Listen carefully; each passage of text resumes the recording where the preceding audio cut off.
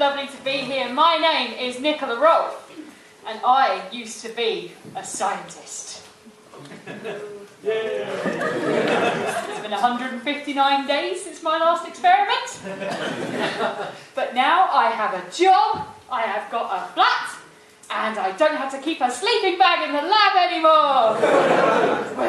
So, I'm here today to give you my top 5 tips for overcoming your addiction to science. Tip number 1, try to change your scientific behaviour. So, instead of writing high-grade papers for low-rent journals, I now write low-rent comedy for high-grade comedy clubs. I kind of don't have to worry about money anymore. Instead of praying for funding and scrabbling around for grant proposals, I just kind of sit in an office and money just kind of comes rolling in, which is nice. Tip number 2 I have, so try to overcome your scientific compulsions.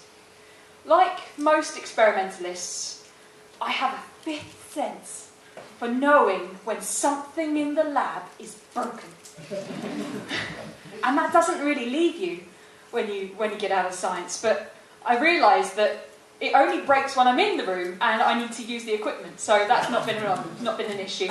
Plus, I couldn't even have gotten in if I wanted to because I wasn't wearing any safety specs. Tip number 3. I've missed out loads of my set. Tip number 3.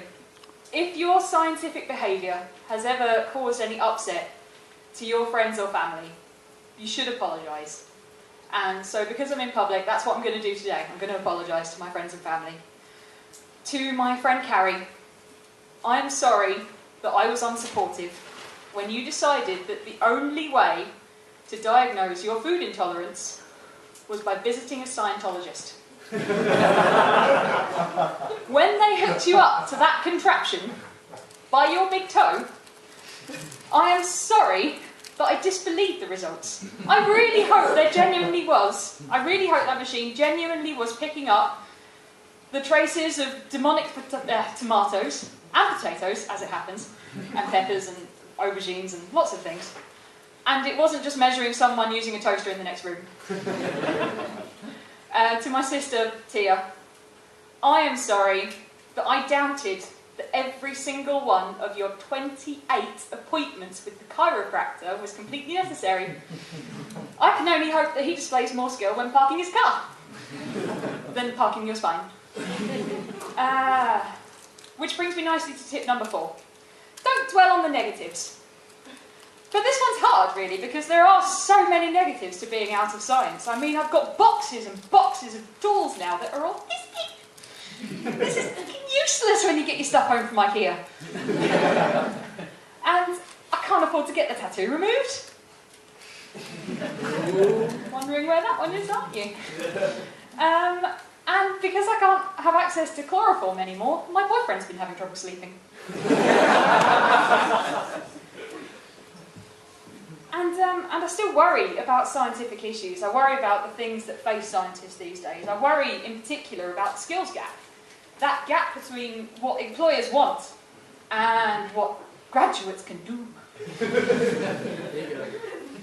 Because that's my job these days. I work with the research and development programme. It's my job to worry about the skills that you have or don't have. And I think about how to help you and how to get you through the milestones of your progress, your PhD, how to help you face all those issues that you have and then turn you into well-rounded, employable graduates. Yeah, that's not what happens though, is it? Because we see you kind of in the first few weeks and we say, oh, how are you doing? First few weeks? And you say, I feel good, I feel really good, I feel like I know what I'm doing, I'm feeling confident. And we say, all right then, carry on. And then you come back 3 years later, help me, my thesis is due in next week. and the dog ate my lab book, and my supervisor's in Bermuda, and I've forgotten English. Help me, por favor. And we say, well, where the fuck have you been? We were here the whole time. We've been paid to help you. We were here. You could have come. Where were you? Where were you? What were you doing? We had biscuits. And you say, shit. I like biscuits. But the scientist in me as well, it got me thinking about this. It got me thinking about this skills gap that you guys face. Because I still analyse this situation. I realised something. We take the good students, the students who are already amongst you quite skilled enough to realise that you do have gaps in your knowledge, and you analyse yourselves. And you think, well, what do I need to improve? And you guys, you come to us, both of you, and and you say, help me, and we get through it together. We help you turn you into these employable graduates that I mentioned. And so what we're essentially doing is taking good students and making them better. Well, the rest of you, you leave us with the emotional resilience of a cucumber. And so I realised there's something about this skills gap that the research and development programme was employed to overcome. I realised something. I thought, well, you know, these guys here, they go up there, and those guys there, they go down there. And I thought, what if the research and development programme does not exist to address the skills gap? What if that is not their function? What if the research and development programme created the fucking thing in the first place? So, my final top tip for overcoming your addiction to science, top 5 tip. Don't let your old job ruin your new job. Thank you.